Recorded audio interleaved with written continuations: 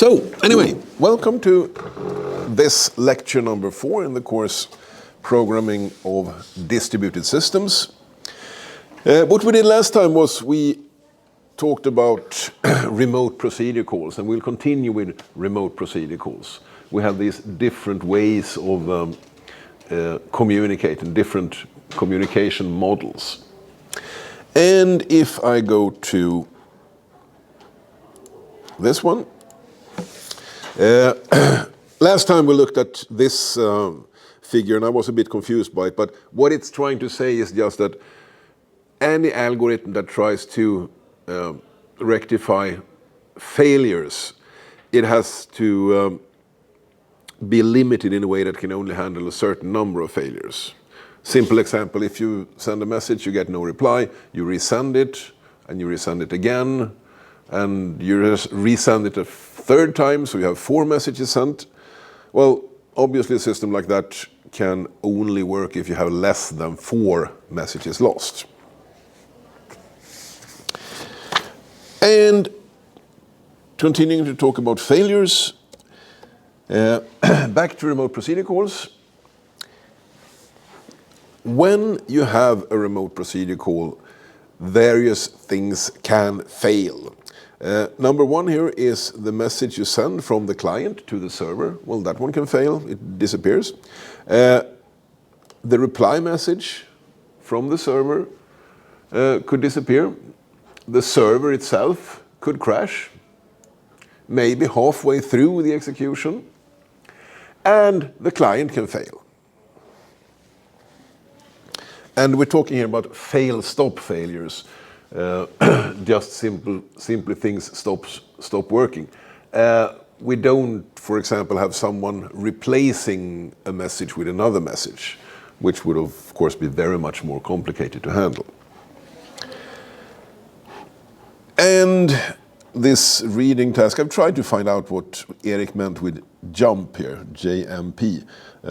I cannot find that abbreviation anywhere. It's about what they call triple modular redundancy. And we talked about if you have a spaceship and have 3 different guidance computers, and then you have a voting system that, okay, if 2 of the computers agree, that is probably the right answer. And you can ignore the third one. If we look at the first possible failure here, losing the message from the client to the server, the request. So the symptom that the client sees is just that the server does not answer. And the effect, well, of course, the server never gets the request, so it doesn't do anything. And to remedy this, we resend the request after a suitable timeout. Maybe once, maybe several times. You can also lose the reply. And of course, this looks exactly the same to the client. I send a request, I don't get a reply. The server does not answer, but it did execute the procedure. So what do we do about that? Well, we can resend the request, just like we did in the first case. And we have to do exactly the same thing because it looks the same to us at the client side. So what you will get now is repeated calls for the same procedure. So if the remote procedure call was to add some money to my bank account balance, okay, now I've done that twice, which may not be a good thing. Well, maybe for me. So then comes one idea, idempotent server operations. So I cannot tell the server to add 100 to my account balance. But I can tell it to set the account balance to 200 if I know that it was 100 previously. And an idempotent procedure generates the same effect independently of the number of times it's executed. So I can do this as many times as I need to get the reply from the server. And some more examples of things that are idempotent. Reading an account balance, it reads always returns the same, and deleting a file. Unless, of course, you get an error if the file didn't exist. But any type of write operation has to be carefully designed to be idempotent. Okay, this is one thing of handling not getting a reply from the server. You can also try to detect repetitions. Let's say the client sets a number on each RPC request. And if you remember the zombie game server, it had a number first on the line on each request you sent. So we could use that for the server to recognize that, okay, this is the same request again. And the server then needs to keep track of all this sequence of results, sequence of requests, and check it. So if it gets number 2 again, it knows this has been done. But it gets more complicated because it needs to store not just the numbers of the requests it has received and executed. It also needs to store the results. So if I requested some calculation that had side effects, add money to the account and return the balance, for example, the server needs to keep track of the results too, because it can't just rerun the procedure if it changes things on the server. So now the server cannot be stateless anymore, which is a bit difficult. Okay, what if the server fails? The third of the 4 different possible failures. Well, again, the client sends a request, the server does something and fails. And there may be, well, first of all, it looks the same to the client. I did not get a reply. But what happens if the server crashed before actually running the procedure? What if it crashes halfway through the procedure? And if it executes completely and then fails, then it crashes. It says reading task here that note 8.8, it's about why fully transparent server recovery is impossible. So you can never completely handle failures like this, but you can try. So let's look at ways of trying to handle this. Server failure. If we have fail stop, you remember that fail stop means it fails and does not return. And you have fail stop return, where it crashes or in some other way disappears, but then it comes back. They restart it or it gets reconnected to the network. Well, if it comes back, then it's getting complicated.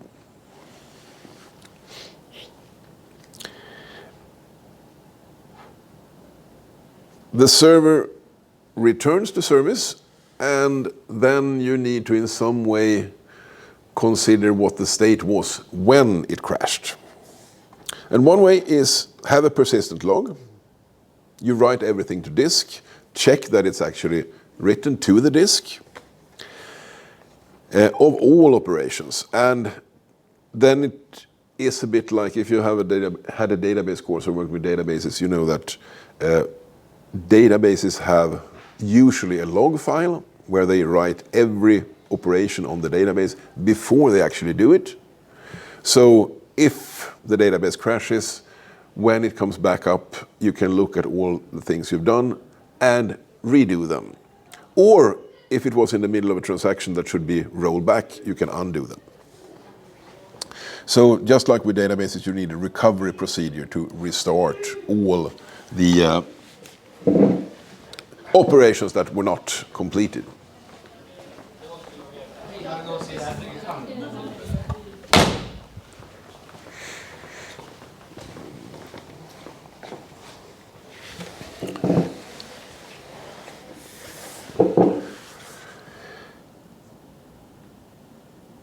What if the client fails? Now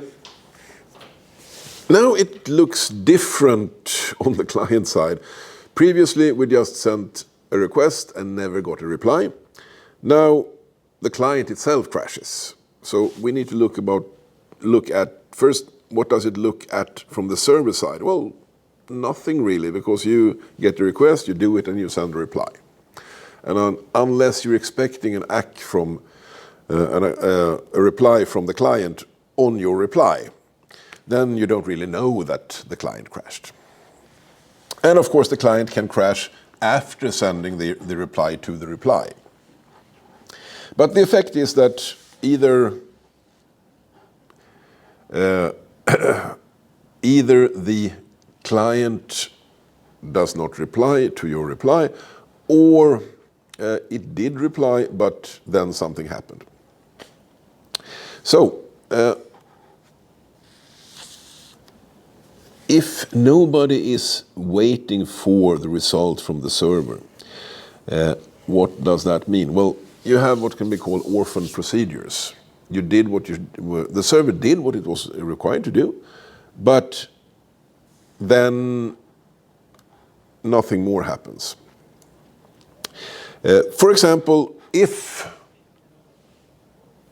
there were several requests from the client, first a request to do something, and then a request to release the locks on the data and log out, well, then those locks will stay there on the server forever. And also it might interfere with restarting the clients. If you have fail, stop, return on the client, you try to connect to the server again and log in, and it says, no, you're already logged in, or this port is already used. So you can't restart the client as you wanted to do after the failure. So what do we do? Remedies. Well, first, ignore it. The client is less important than the server, so after a timeout, the client can restart.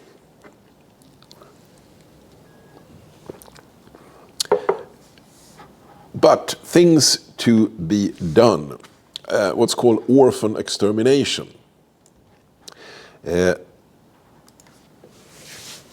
We log again remote procedure call activities, and then we have again a recovery procedure that we see that, oh, this client seems to have disappeared, let's kill it. We have also reincarnation to restart the client, or actually the session with the server, I should say. An epoch counter, an epoch is like the time of this execution of the client. The client is running, and this is the first time it's running, it crashes, okay, it comes up again, oh, now the epoch is 2. So we keep track of every lifetime of the client. And then the client tells the server, okay, what is the current epoch? Well, if it's 2, then the server knows that every call it got from epoch 1, well, no one will answer to that. So just kill all those. And you can have expiration. Wait until all orphans are terminated until you do or accept any more remote procedure calls. Okay? So we try to solve problems with the various types of failures. So let's look at failure semantics. What does it mean to handle a failure? And what do we expect from the failure handling algorithm? Well, when I run a request, the client requests the server to do something. And as you can see, I have 3 different possible failures. Any of the messages can disappear and the server can crash. So the client only sees that, okay, I never got a reply. And the simplest way to handle this is not to handle it. What's called maybe semantics. I request the server to do something. Yeah, maybe it did it. Maybe it did. I don't know. And could be situations where this is okay. I don't care if it was actually run. And if it's an idempotent operation, I just read an account balance and I never got a reply. Okay, I can do that again later. Or if maybe is not good enough, you may want to have exactly once semantics. I want to guarantee that this procedure that I'm calling is done exactly once. So if I add 100, or worse for me as a client, if I subtract 100 from my bank account, I want that to be done once. So if I get a reply, yeah, then it was executed once. Very nice. But if I did not get a reply, then I am guaranteed that it was not executed. That is, we need to do this in some way. So remote procedure call works like local procedure calls. If I don't return from the function, then it wasn't actually executed. So why is this costly? Well, I need database transactions, atomic transactions, or transactions that are guaranteed to be durable and only executed once. And we can never guarantee this because the client and the server need to agree on what has happened and not happened. So it's not achievable in the general case. But if we have a known upper limit of failures, if I send messages and I know that at most 3 messages can disappear, then I can do an algorithm for this, or create an algorithm for this. But again, as we said before, if I have an unlimited number of failures, we can never guarantee that it will work. And this gets expensive because, like with database transactions, I need to have a log file, I need to remember all the procedures that have been done. And it's not just that the current executing procedure needs to be managed. I need to save all the previous executions, at least that they have been done, and their number or some identifier. Because if I get a new request, if I as the server get a new request from the client, I can't just redo it because I want to guarantee that it's done once. And I also want to guarantee that if it wasn't actually executed before, then I want to redo it later. Okay? If we have maybe and exactly once, then we also have at least once. If I get a reply, I as a client get a reply from the server, yes, I've done this and here is your result, yeah, then I know it was done. Maybe several times, because maybe the server crashed halfway through and then it restarted the transaction and did it again. If I get no reply from the server, well, so far no guarantees, but I can just retry it. So the simple reaction to a failure is just resend the RPC request. And we need idempotent server operation, so we cannot just add to an account.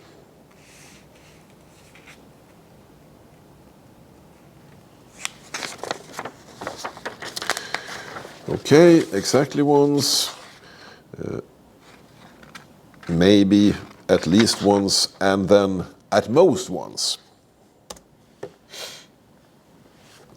The algorithm allows the procedure to be executed once or not at all. So if I get a reply from the server, I as a client know that, okay, this was executed. But in case of failure, I don't get a reply. Well, the procedure will never be executed several times.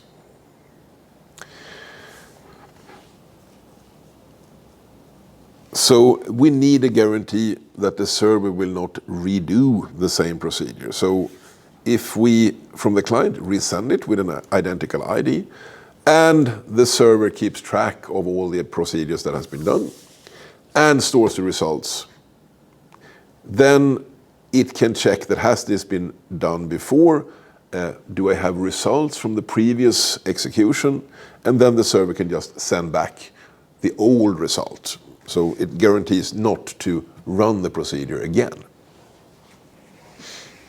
Okay? And if we look at performance, use of resources, let's look at communication bottlenecks. As usual, or as very often, there is a conflict between convenience and efficiency. How much error handling, how much failure handling do we do, and how much communication on the network does it cost? So, for example, if we want all these transparencies, location, where is my data, access transparency, what kind of computer is running or storing my data, and failure transparency, that, well, things never fail, it just looks like it's working always. Then in opposition to that, I have the performance. How much communication do we need? How much latency will there be? And real-time capabilities, and real-time means that we have guaranteed response times.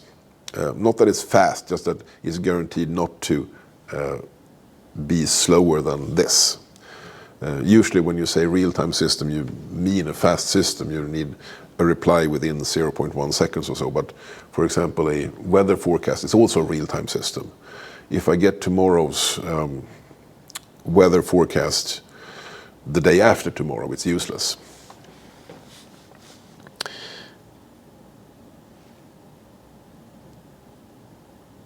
These communication costs need to be considered already when you design the system. So let's look at more about the communication bottleneck. If we want to limit the use of bandwidth and also latency, we need to think about that when we build the system, when we create our algorithms. So for example, the granularity of the remote procedure calls. Do you have small ones or one huge? And the objects that you work with, for example, that you lock on the server. Do you have one big lock, one big call, or do you have several small ones? And if you remember, we talked about if you're sending an image through a call to a local procedure, you just send a pointer. We are in the same address space, but if you send an image to a remote procedure call, you need to actually pack together the entire image and send it with the call.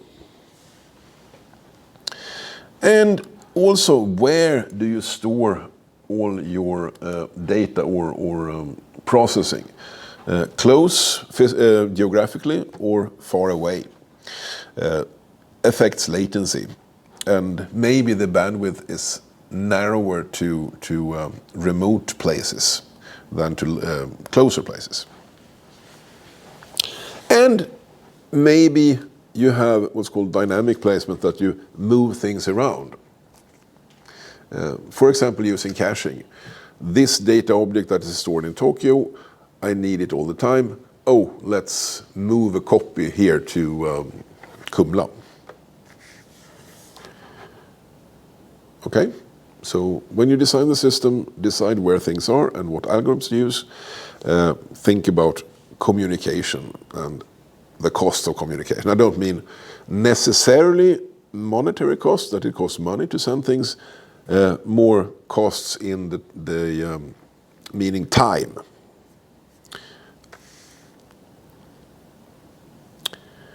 Just like with databases, when you talk about a cheap execution plan, you mean one that is fast. Okay, that is during system design, but when you actually write the programs, when you implement the system, you also need to think about communication bottlenecks. When you have local communication using shared memory or remote communication, well, it may look similar in your program, especially if you have a remote procedure call framework that makes the remote calls look similar to the local ones. If you remember the Python example with XML RPC, then you could see that, okay, I'm using this, it did not look the same. So if they do look the same, you need to think about, okay, what am I doing now? We want transparency on one hand. Oh, okay, this is just a function call, but maybe it's done on a different machine. But you need to think of that when you write your program, because as usual, all abstractions are leaky. All abstractions leak, and you can never completely ignore what's happening under the abstraction. In this case, location transparency. And depending on what your application is, am I sending video to someone that needs to see it now? Am I sending video to someone who can watch that movie later? Or am I sending a time-critical request that needs a reply? You need to think of that when you decide what type of communication you're using. And your infrastructure, your network. What type of network is this system run on? For example, MTU size, how big the packets you can send, and all the other things like latency, bandwidth, and especially reliability. And I'm not sure use of professional implementations. I guess it means just take a finished program if you have one that someone has built for you.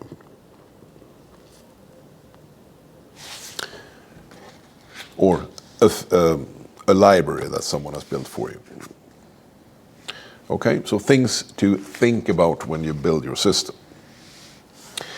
And one more thing to think about when you build your system is not just performance, it's also security. How do I know that this server I'm talking to is the real server? How does the server know that I am the real client? So we need mutual authentication. Both the server needs to authenticate itself to the client, and the client needs to authenticate itself to the server. So for example, if you, as another example of that, when you connect to the Wi-Fi here, you have a certificate on your client, but you also have something that checks that the server you connect to is not just someone put up a hotspot to fool you to connect to that hotspot instead of the real one.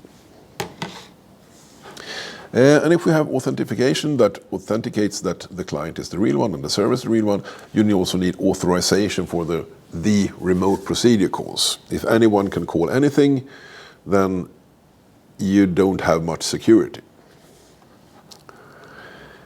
And even if both the client and the server are the real ones and are allowed to do things, then you have the usual problem with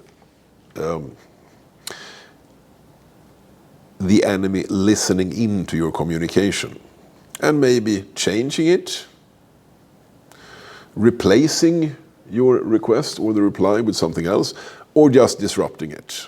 And I guess you're familiar with DDoS attacks when you just send lots of data. So this is something that should be considered just when you start building the system, because it's easy to, if you again remember the zombie server, no security, just connect and give a simple password to log in as a client, and you can register a new client if you want to, no authorization for that, and it's in clear text. It's a normal socket without encryption, so anyone can listen in. If it was a real system and not just an exercise, the zombie server would need encryption and authorization. Okay? So what all this leads to is that the remote procedure calls are convenient, but they are not free, especially when you compare to local calls. I should not think that I can move lots of my communication to another machine somewhere in a data center somewhere, and it will just work as fast as if I had it locally. We have the costs of marshalling, that is packing the data together so we can send it, the handling of failures, and yes, program sequence control, even if that is not that much of a problem. You stop and wait until you get a reply. The management of communication and localization of objects. An object may not look the same or should not look the same on my computer as it does on someone else's. For example, translating language, natural languages. And the message system, all this communication, sending things, copying things, and transporting it over the network. And so the synchronization also takes resources, time and computing power. So if you have, especially if you have one of these battery run small computers with network, wireless network, the energy requirements may be very important. And security. Someone hacks your system and bad things happen. Okay? So to summarize, remote procedures are of course not the same as local procedure calls, even if we try to pretend they are. We do have some things that are the same. We try to have them transparent, location and access transparency. Heterogeneity, that, okay, there are different programming languages, different ways to represent data, but we try to hide that. And the sequence control, well, using synchronous messages, we stop and wait until we get a reply. This is very similar to local procedure calls, but we have all these problems here with security. Failure transparency, which is difficult since you have all these types of partial failures. Systems, both clients and servers that crash halfway through an execution and maybe comes back again and maybe not. Lost messages and so on. And the performance, it will be much, much slower than just a local call. But then again, maybe we can accept that if I can move away lots of computing to a server farm somewhere, a data center that has much more processing power than maybe my phone has. Okay. Going back to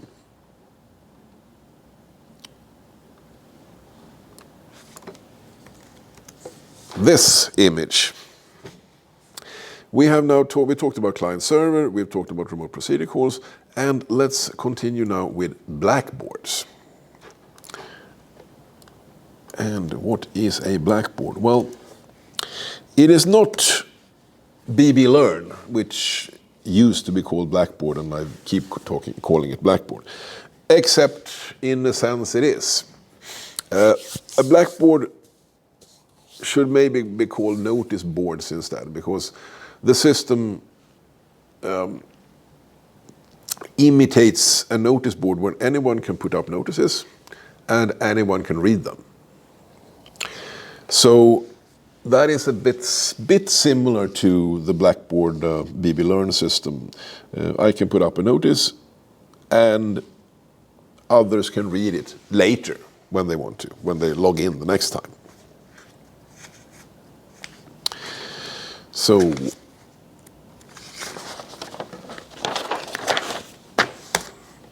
yeah, this just shows the notice board here. The idea with Blackboards is that we can have autonomous clients or components.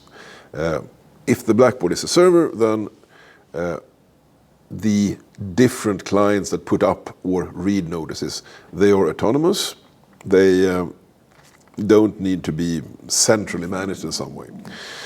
And they can also be anonymous, so anyone can read, maybe also put up notices.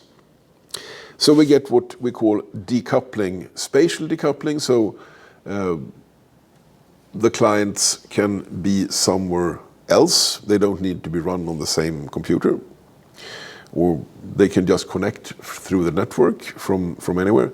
And also temporal decoupling. That is the important part, that I put up a notice and I don't need to wait for anyone to read, and you don't need to wait for me to put up the notice. You can just, you read the notices that are there.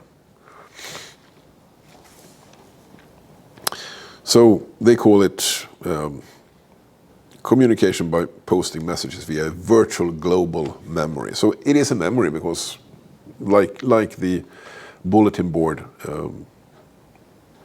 they are there until someone reads them. And afterwards also until someone actually removes them. Okay, so one example of a Blackboard for robots. And now we have all sorts of, let's see if I can try to make it a bit bigger so we can actually see.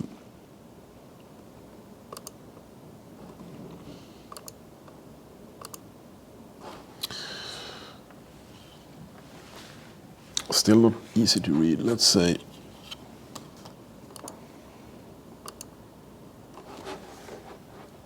Okay, maybe a bit easier to read. If you have a robot and you need to control it, what you can do is have some sort of control system that tries to do everything, or you use a Blackboard architecture. The hardware down here, the actual robot with its sensors, its actuators, robot arms and so on, those components use the Blackboard to communicate. So, for example, here it says obstacle detection.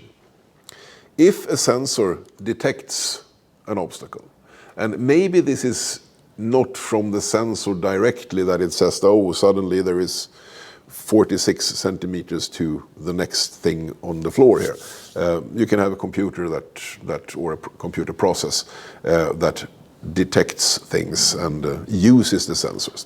But when it has found something, it found an obstacle, it doesn't call a procedure to handle it. It just puts it on the Blackboard.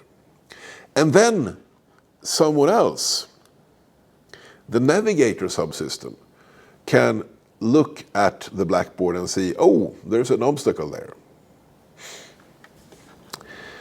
So you have specialized clients or components that use the Blackboard to put notices up and to read them.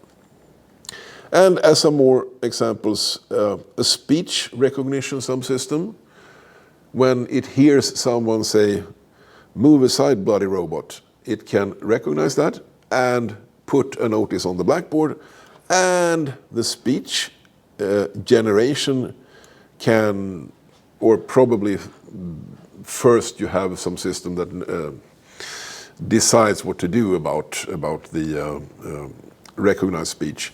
It can generate some speech. You have a speech generation subsystem that can generate a suitable reply. And user interface visualization. Okay, so if I have a user interface, it can look at the Blackboard to find what is happening in the system, and then this user interface visualization subsystem can draw or render something on the screen if you have a user interface.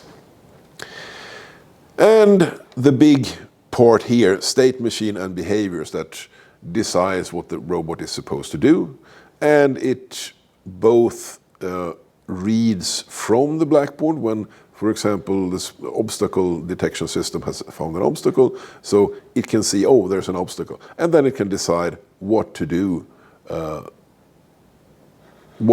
about the obstacle, and send controls to the actuators, the wheels on the robot, for example. Okay, and if we again consider the Blackboard as a communication model, we have various schemas. Maybe you remember the role schema, and let me shrink this image a bit. What kind of roles do we have? I talked about systems looking at the Blackboard and putting notices on the Blackboard. Well, one thing is the specialist, and that is what we've seen so far, the various specialists for certain tasks, like speech recognition and navigation. And it communicates with other specialists exclusively via the Blackboard, so you don't call a function in another subsystem. For example, if the navigator finds an the obstacle recognition system finds an obstacle, it doesn't tell the navigator. Instead, the navigator is decoupled in time. So later, when the navigator has to decide what to do, it can check the notices on the Blackboard. Otherwise, you would need to store information in the navigator that, okay, the obstacle detection system told me that there is an obstacle in front, so I need to take that into account when I decide where to go. Okay, and we will have a break now, but let's just look at what we will talk about after the break. An optional role on the Blackboard, the moderator that can decide to, for example, garbage collect older notices. But 15 minutes break, and then we continue. Okay?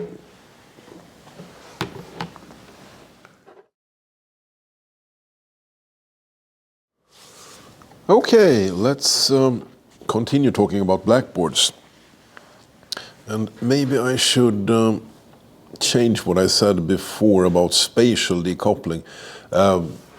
What it means is that for one subsystem to send information to another one, I don't need to know, let's say, its IP address or its program name or have a socket to it.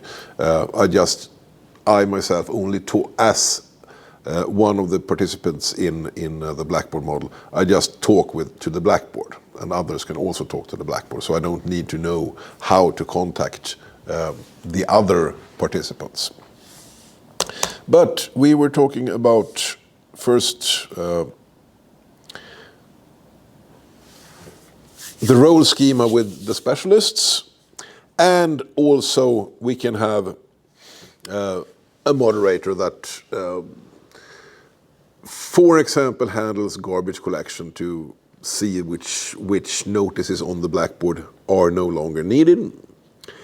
And it can also do various coordination and delegate work to specialists by using messages on the Blackboard. So this is a message to the navigation subsystem. You should handle this problem.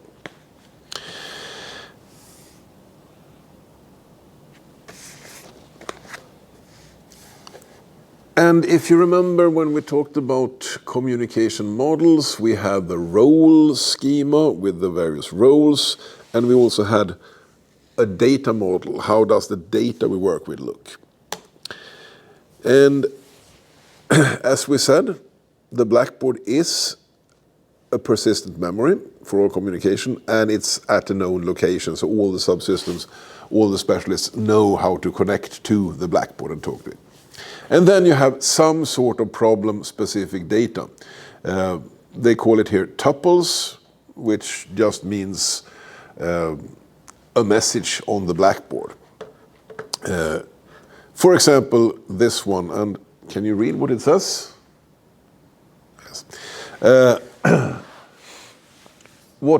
It's a tuple with type. Okay, this is sensor data. What is the name? Okay, this is from the LIDAR. And what is the actual data? Well, you have an array with a number of values. So it's the type, the data that can be put there forms a tuple space. And the Blackboard needs then methods or function calls, ways to call the Blackboard to create, read, update, and delete these tuples, these messages on the Blackboard.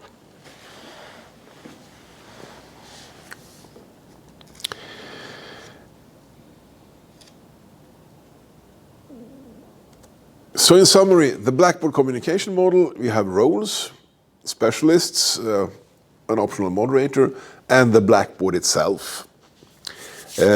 You have data, tuples, and what type of termination semantics do we have? Well, we don't really have much of termination semantics. The various clients just connect to the Blackboard, put up notices, and retrieve notices. So it's in essence asynchronous. Of course, the actual calls when you put up a notice can be synchronous, but the behavior is asynchronous. You don't need to wait for someone to read your notice, for example. And failure semantics can be different. You can have reliable Blackboards that are guaranteed to, for example, not lose messages if you have put it up there. And you can have unreliable Blackboards. Maybe if it crashes, you have to put up all the notices again. And we see there are various implementations. I don't know anything about any of these, actually.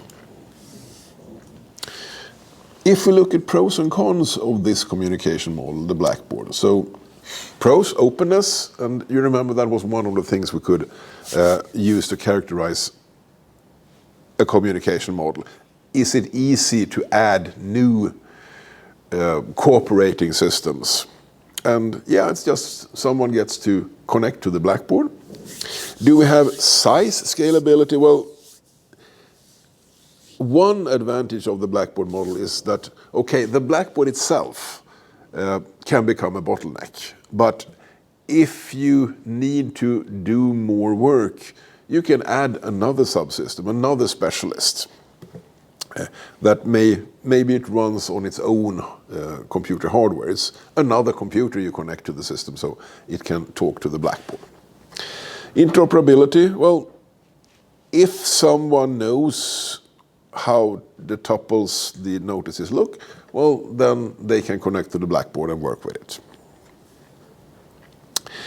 And when it comes to security, depends on what you allow. You can have anonymous participants, so that's a form of security in itself, that you don't need to tell the system who you are if you, for example, just want to look at data. But the communication itself is controlled by the board. Also, isolation of specialists. Okay, if I have, let's say, one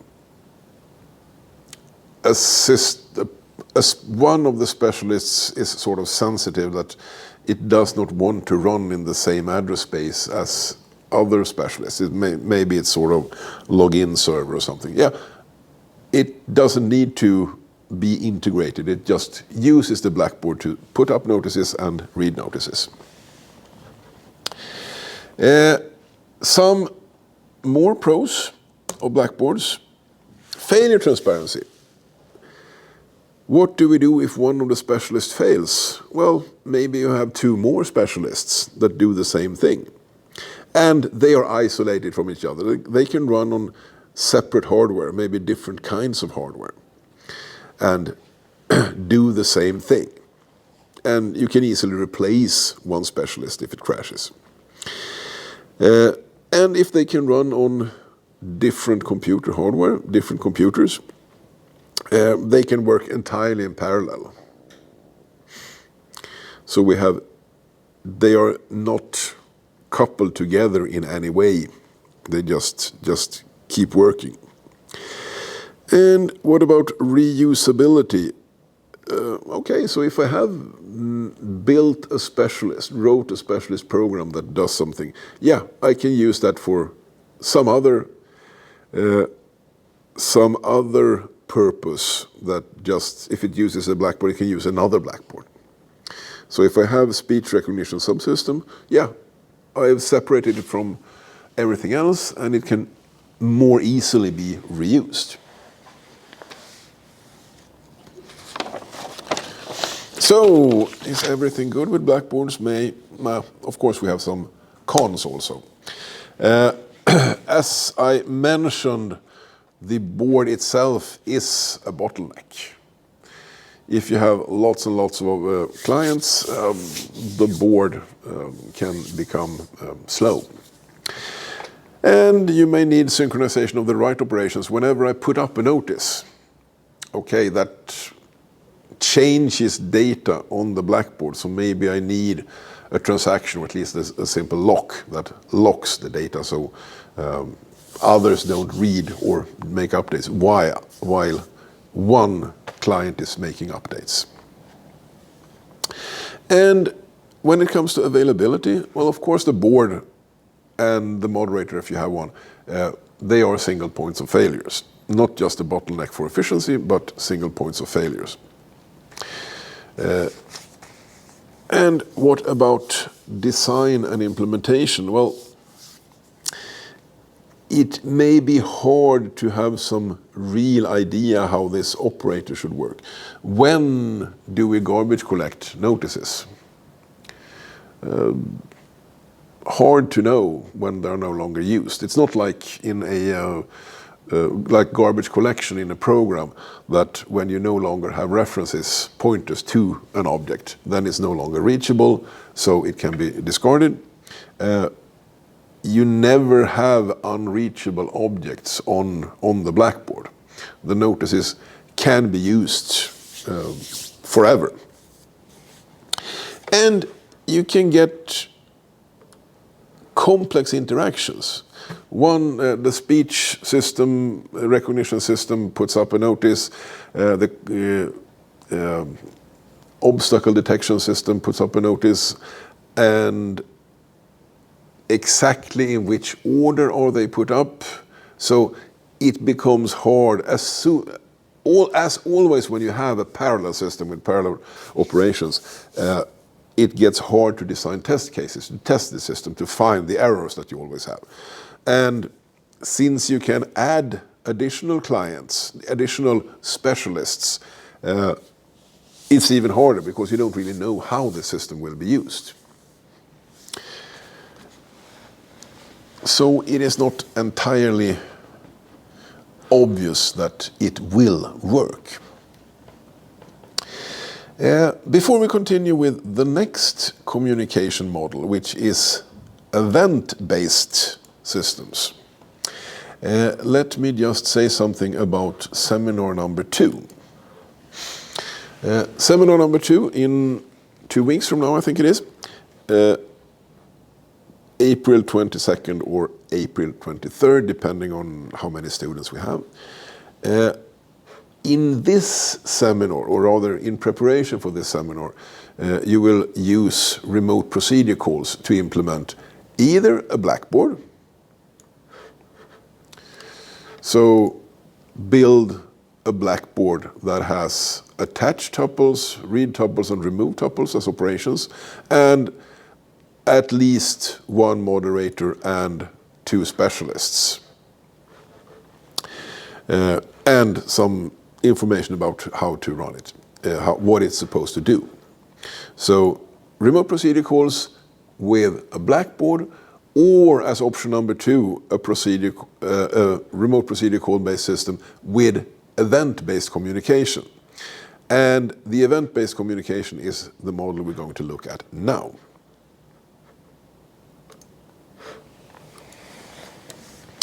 So, what is event-based communication?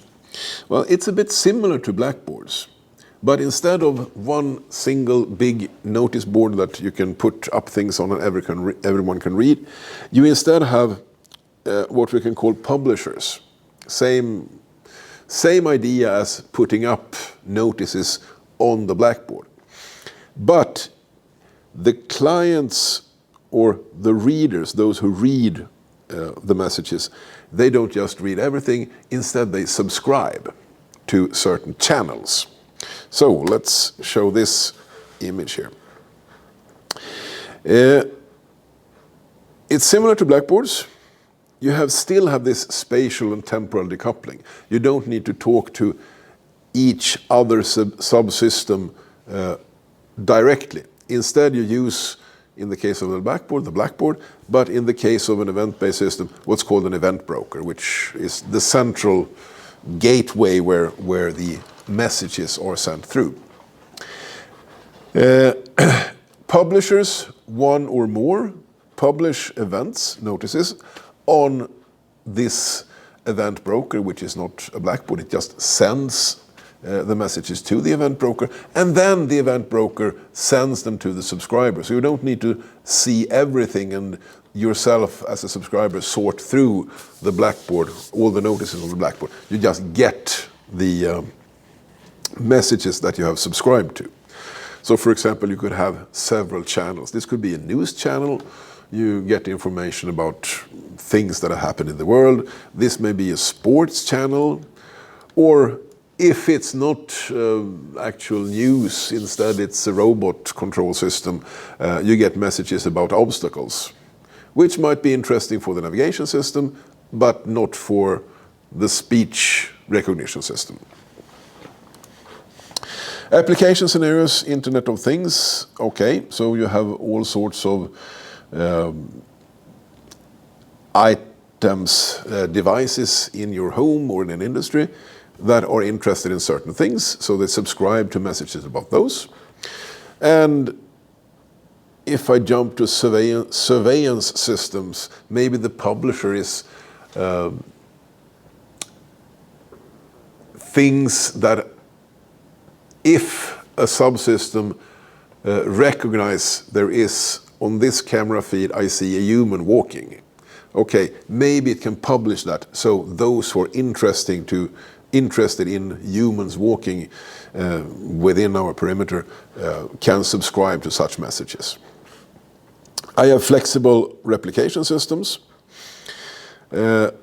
meaning I replicate data, put it several copies on different places, and I can send changes to data to subscribers. Those nodes that have a copy of the data subscribe to changes in that particular data.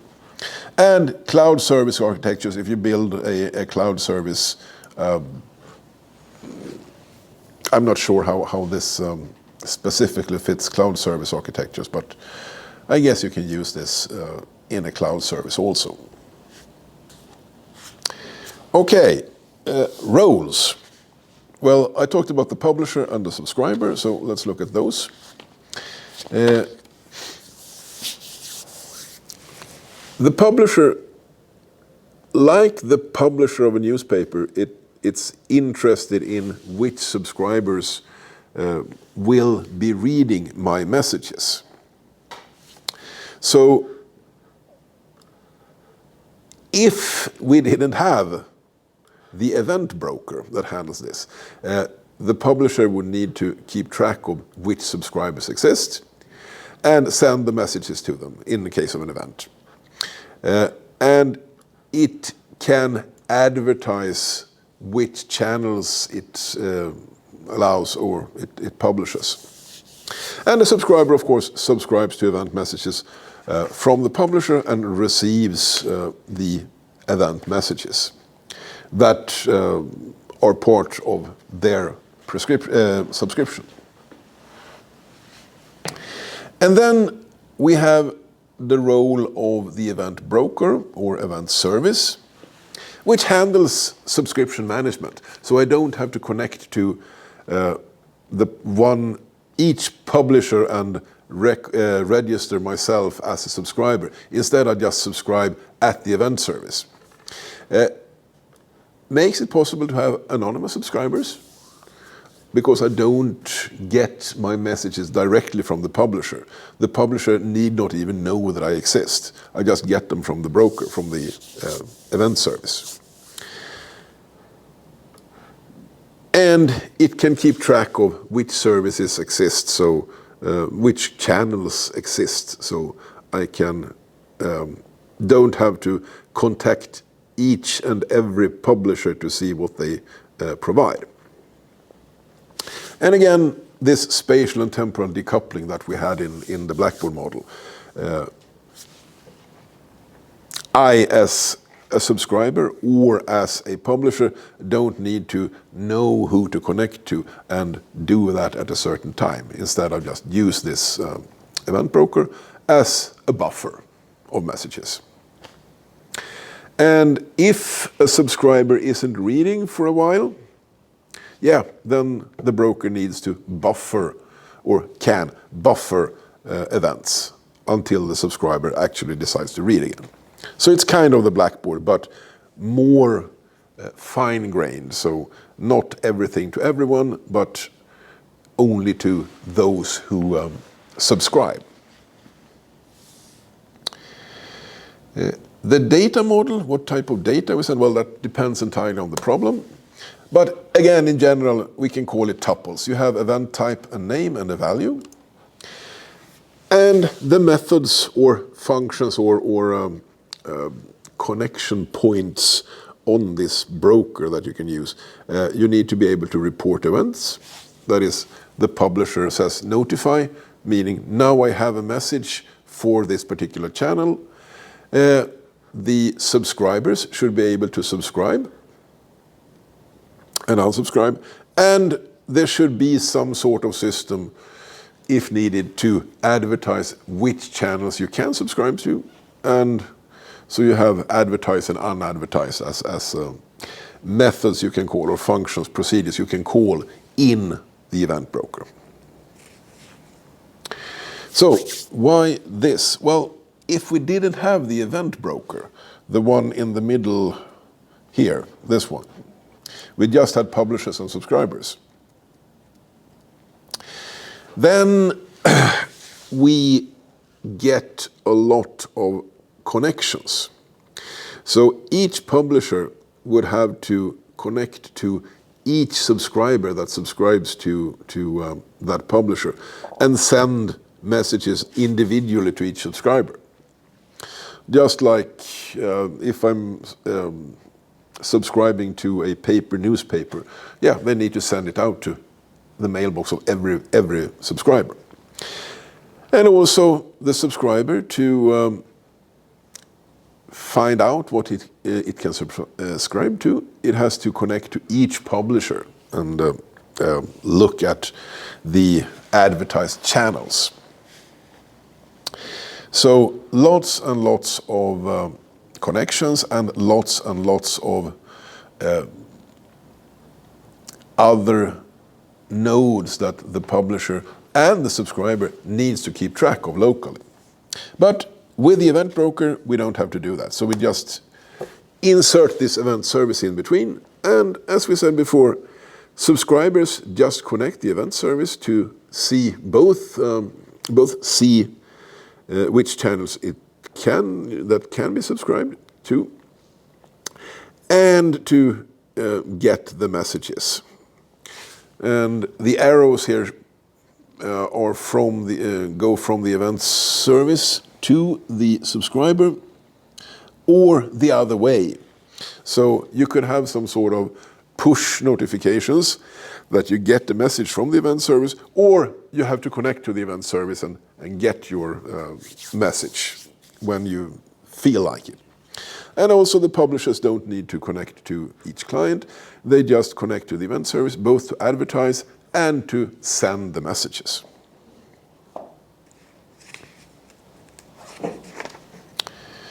So let's talk about PostSync.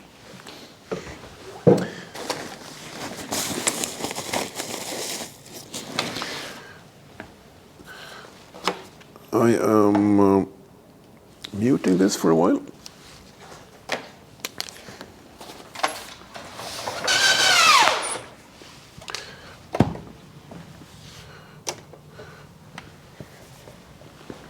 So, they have one example in the slides of a broker system, but let me talk a bit about the one system that I have worked on, which is a system for sending alerts from various power stations and transformer stations to control rooms. So this was for Vattenfall, which is a Swedish energy company, and they have hundreds or maybe thousands of places out in the countryside, transformer stations and so on. And sometimes things go wrong. You have a flooding, you have a door that's open that should not be opened and so on. So you send alerts to a control room. And not actually one control room. They can have several different control rooms. Maybe it's secret how many they have. Let's say they have 3. So in each control room, they have, let's just draw a database. This is the international symbol for a database. And they get messages from the various places. So here we have a power station where someone opened the door, like this. And you get an alert sent over maybe some sort of radio system, or maybe through the normal telephone network. So here's an alert. And it's sent to several of these alerts. But sometimes networks don't work as they should. So maybe this third control room database don't get the same alert, so you cannot store it. And maybe an operator sits here, notices this alert has happened, so we have a copy there and a copy there, and handles it. So you mark it, okay, this has been managed, this has been handled. Now, this is a distributed system. You have, in this case, 3 different databases that need to talk to each other. So, for example, that when this one finally connects to the system, it gets the data from the others. And this mark that this has been handled should be replicated, so this one also knows that it has been handled. And here comes my program called PostSync.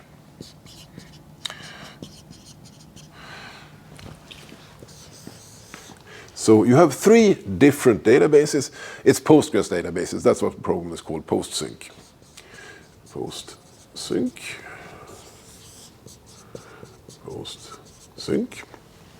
And as soon as something happens and changes in the database, you get a trigger in the database that sends a message to the PostSync program that, okay, someone changed something in the database, or something changed in the database. You can have triggers in databases. And then this change in the database needs to be sent to the other nodes here. And of course, we could connect, when I see, okay, I have marked this one, I could connect to this one and connect to this one. And since this one maybe is not running right now, I need to remember that I should send this to this one. But instead we use a system called the Spread Toolkit. And this is the message broker, Spread Toolkit, or Spread Bus. It's a bus in the sense that everyone can connect and talk to it, and it sends messages further on. But it is what this course calls a message broker or message-based system, because it sends messages. So here I found out this, so I send a message up here, and then the message broker sends it to the others. So what happens is you modify a row in a table. The Postgres trigger tells the posting program, and then it, through this spread toolkit, it sends a message to the message bus that, okay, this should be sent further to those who subscribe to such messages. And for this to work, each one has to first connect to the message bus and subscribe to messages about changes in the database. So they don't need to connect to each other. And also, when finally this one gets connected, because I said this one is not, the network is not working here, then it can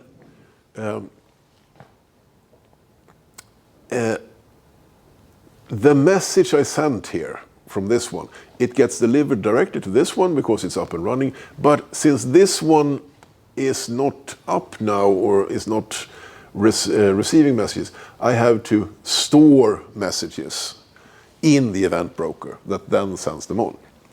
And then there are other parts of this also that, I mean, if this is down for too long, it needs to do a different type of copying of data. But messages are stored at least until you have so many messages that the spread broker decides to remove this client. Because it's not a Blackboard, it does not store things forever. Okay?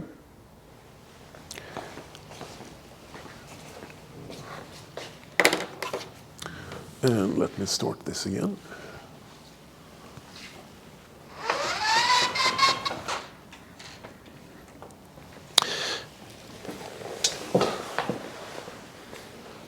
So while we're waiting for the projector again, this was just one example. You don't need to learn details about this, but it's one example of a system that uses an event broker. So each node does not have to talk to all the other nodes.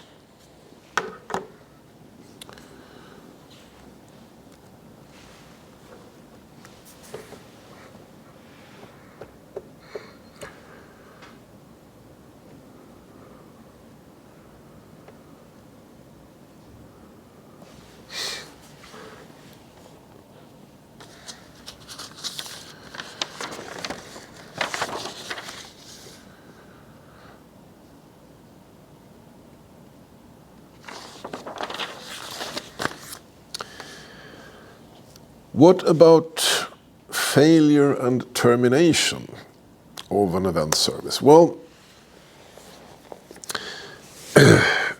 what does termination mean in this case? Well, if you unsubscribe to a channel, to messages, then you won't get any more. So, or if a publisher removes the channel it has advertised, unadvertised it is.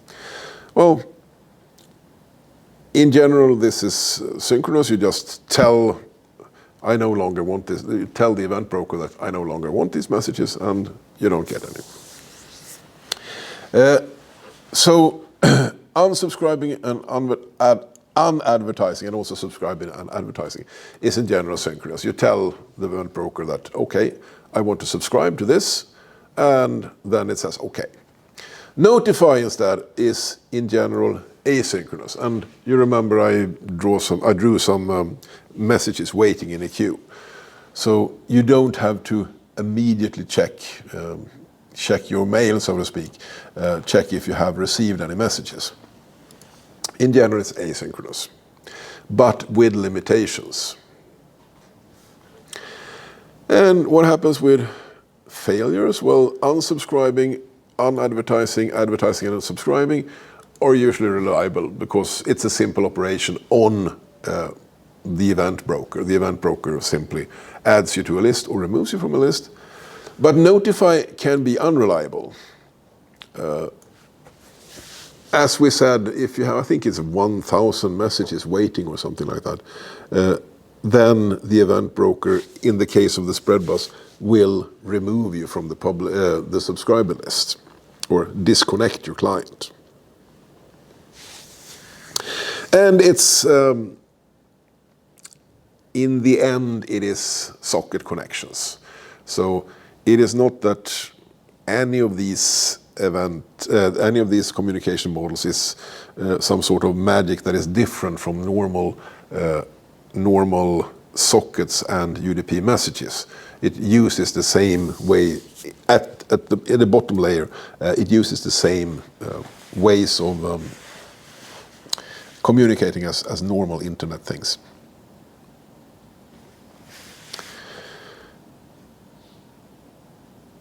And let's skip this one because this we already had an example. So, pros and cons of event-based systems. Pros: openness, interoperability, size, scalability, efficiency. Same as for the Blackboard. Anyone can connect. We can add new clients, subscribers, and publishers. When it comes to security and reusability, it's the same as for the Blackboard model because, again, we have independent publishers and subscribers. Which may be what we in the Blackboard model called specialists.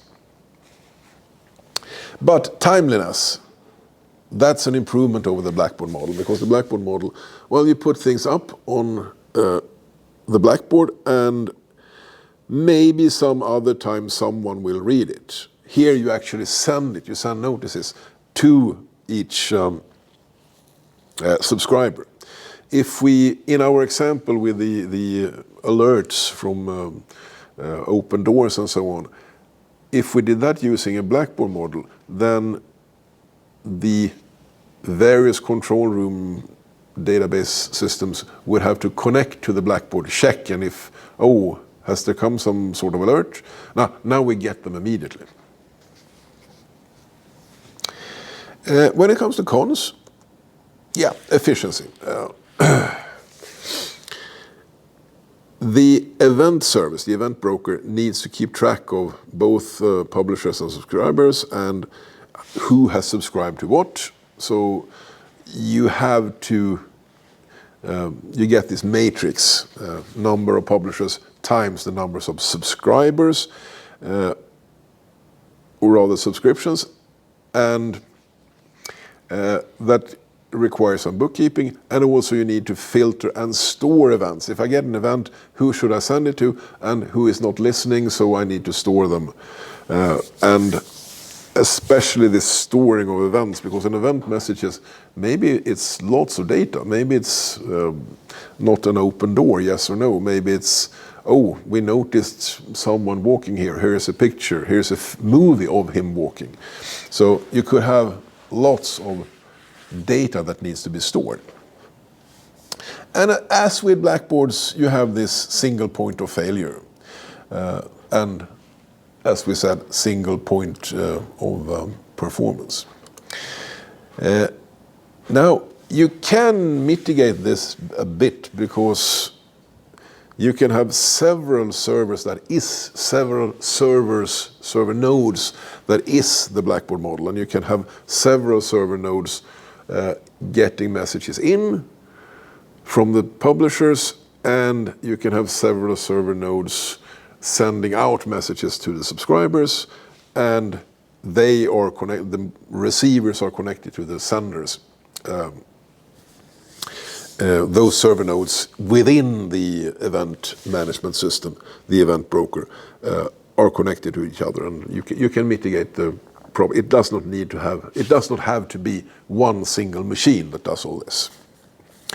And design and implementation, yeah, similar to the Blackboard. You have the subscribers here's telling the system that, okay, here you have a notice, and the subscribers get the notices. So the design and implementation is similar to Blackboard.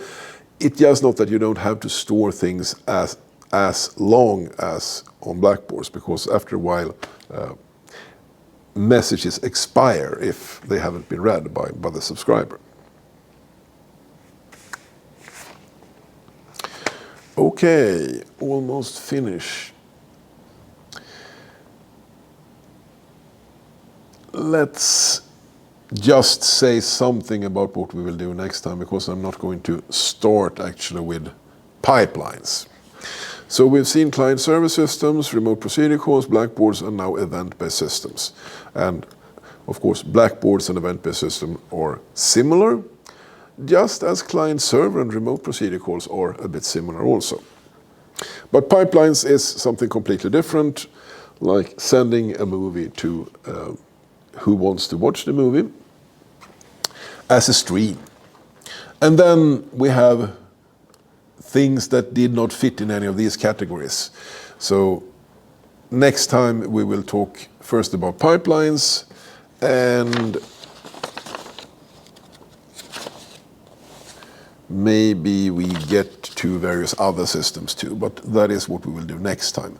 And this afternoon we have the UDP experiment seminar, and as I said, 2 weeks from now we have the remote procedure call seminar with either using a Blackboard or an event-based system. Okay, let's finish for today. Thank you.